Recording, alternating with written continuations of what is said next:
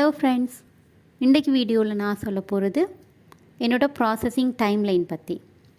நான் அப்ளை பண்ணது SOWP spousal open work பெர்மிட்டும் என்னோடய சைல்டுக்கு TRV டெம்பரரி ரெசிடென்ஷியல் விசாவும்.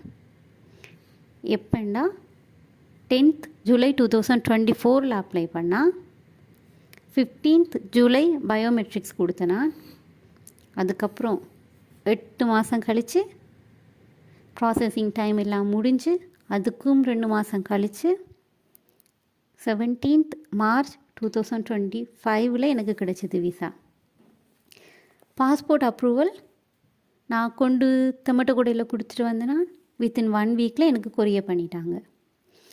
இதுக்கு நடுவில் 3-4 டைம்ஸ் வெப் ஃபார்ம் ரைஸ் பண்ணியிருக்கு. ப்ராசஸிங் டைம் முடிஞ்சும் 2 தடவை வெப் ஃபார்ம் ரைஸ் பண்ணி எங்களுக்கு வந்த ரிப்ளை, உங்களுக்கு ஸ்பெசிஃபிக்காக ப்ராசஸிங் டைம் இல்லை, ஸோ வெயிட். ஹஸ்பண்ட் ஆல்ரெடி இங்கே இருந்ததுனால ஒரு தடவை லோக்கல் எம்பிகிட்ட கதைச்சி அப்டேட்டும் எடுத்தினாங்க. ஸோ எல்லாத்துலேயுமே அதுதான் வந்தது. ஆனால் முக்கியமாக சொல்லப்போனால் இந்த 8 மாதம் எங்களுக்கு சும்மா இல்லை. வெயிட் பண்ணுற ஒவ்வொரு நாளுமே extra stress, depression, family issues நிறைய ஃபேஸ் பண்ணி போராடி கடைசியில் தான் கிடச்சிச்சு. பட் எனக்கு இவ்வளோ காலம் எடுத்துச்சுங்கிறதுக்காக எல்லாருக்கும் இதே காலம் எடுக்க இல்லை.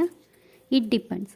அப்ளிகேஷனை பொறுத்தது, எந்த கண்ட்ரிங்கிறத பொறுத்தது, ஸ்பௌஸ் என்ன விசாவில் இருக்காங்க, ஸ்டடி பெர்மிட், ஒர்க் பெர்மிட்டை பொறுத்து தான் இந்த ப்ராசஸிங் டைம்லைன்.